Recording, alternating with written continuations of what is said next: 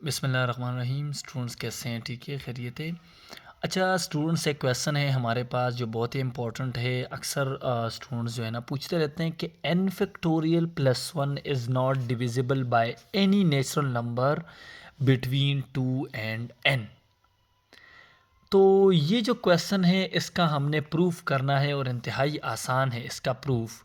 लेकिन कैसे हमने इसको प्रूफ करना है, तो आइए चलते हैं इसका प्रूफ करते हैं। सबसे पहले बात ये याद रखनी है कि यहाँ पे हमारे पास जो यूज़ होगा प्रॉपर्टी, उसका नाम है हमारे पास fascinating property of factorial. Clear है स्टूडेंट्स? अच्छा जी, प्रूफ की तरफ चलते हैं। इसका एक और सिचुएशन में मैं आप लोगों को बताता हूँ कि अक्सर ये एमसीक्यूज़ में आता है। तो हमारे पास हमने प्रूफ करना है। देखें, सबसे पहले हमने क्वेश्चन को समझना है। क्वेश्चन में कह रहे हैं कि n फैक्टोरियल प्लस वन जो होगा वो not divisible by any natural number between 2 and n। मतलब नेचुरल नंबर तो हमारे पास 2 से स्टार्ट होते हैं, लेकिन ये लोग कह रहे हैं कि आपके पास 1 से स्टार्ट होते हैं नेचुरल नंबर, लेकिन ये लोग कह रहे हैं कि 2 से लेकर n तक। अभी n कुछ भी हो सकता है। तो सबसे पहले मैं यहाँ पे आता हूँ। देखिए, 2 से लेकर 2 के बाद आएगा 3, फिर आएगा 4, फिर आएगा 5, अप टू सो ऑन आएगा आपके पास n-1 और फिर लास्ट में आएगा n। आप लोग कहोगे सर ये कैसे आया? अभी मेरी बात को गौर से सुने। मैं इसको ऐसे भी लिख सकता हूँ कि n से लेकर 2 तक, ऐसे भी लिख सकता हूँ मैं इसको।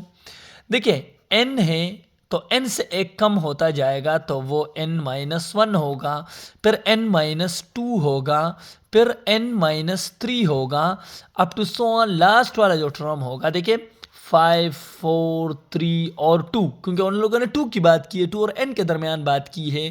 क्लियर हो गया स्टूडेंट? ये इसकी बात कर रहे हैं। अभी ज़रा आप आ जाए n फैक्टोरियल प्लस वन की तरफ। तो n फैक्टोरियल बराबर होता है n into n-1, n-2, n-3 up to so on जा रहा है आपके पास। क्लियर हो गया अभी स्टूडेंट्स? मतलब ये भी यहाँ पे आ जाएगा 3.2.1। अभी स्टूडेंट इधर देखें, हमारे पास कह रहे n फैक्टोरियल प्लस वन। तो n factorial plus one divided by 2 से लेकर n तक।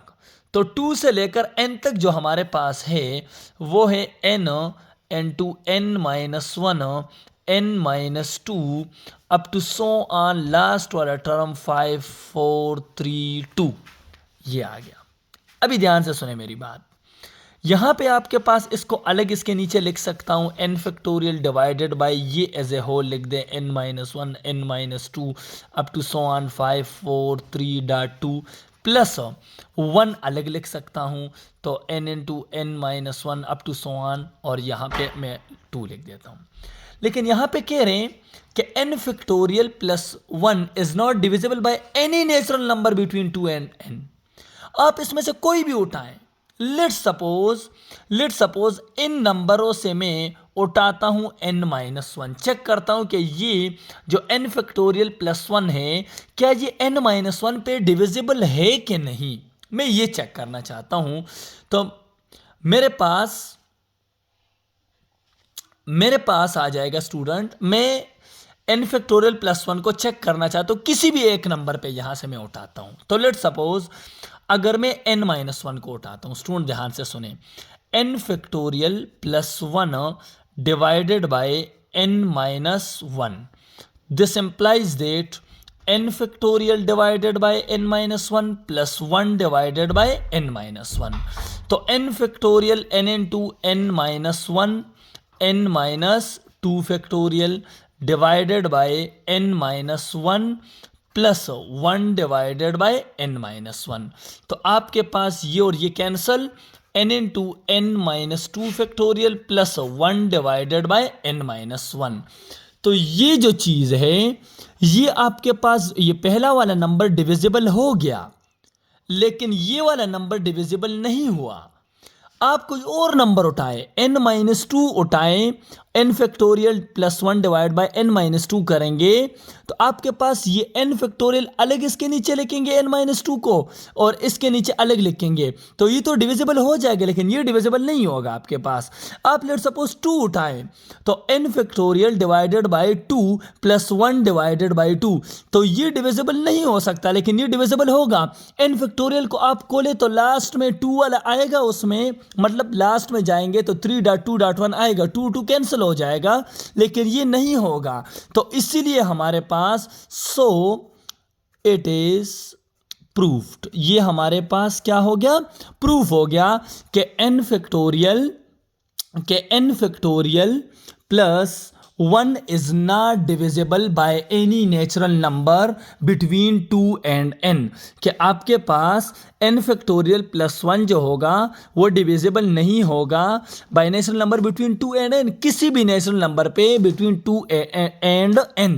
अभी इसका जो MCQs आ सकता है वो ये आएगा कि n factorial plus 1 if n factorial plus 1 is divisible by any natural number between 2 and n, इसका जो MCQs आ सकता है वो ऐसे आएगा, if n factorial plus 1 is divisible by any natural number between 2 and n, so remainder is, तो remainder में given होगा A option 1, B option given होगा 2, सी ऑप्शन गिवन होगा 3, डी ऑप्शन गिवन होगा नॉन ऑफ दीज। तो आप लोगों ने 1 पे टिक लगाना है। क्लियर? आप लोगों ने किस पे टिक लगाना है? 1 पे टिक लगाना है।